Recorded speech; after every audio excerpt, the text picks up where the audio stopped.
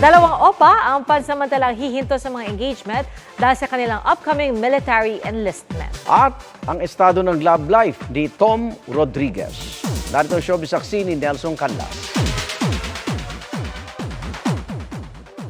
You think you'll be ready to fall in love again?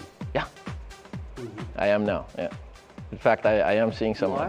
Yeah. Diretsahan ang inamin ni Tom Rodriguez sa eksklusibong panayam ng GMA Integrated News Interviews ang estado ng kanyang puso. Kailan namin makikilala to? I don't know. Magdadamot ako ata. Like I said, I really wanna keep it to myself. But like I said, I'll live my life like how it is. So eventually, siguro everyone like what they see is what they get. But for now, it's my own.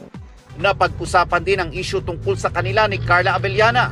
Sakaling mag-cruise muli ang kanilang landas. For me, honestly, Nelson, I don't think it matters to me much. You know, we have our own paths, our own lives now, and I wish her well in hers. Tingin ni Tom, 100% emotionally healed na rin siya kasunod ng kanyang mga pinagdaanan.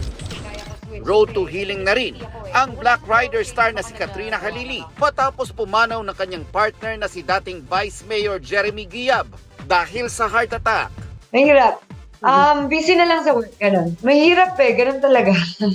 Araw-araw niya ring namimiss si Jeremy, kaya lubos na lang ang kanyang pasasalamat sa suporta ng kanyang family and friends.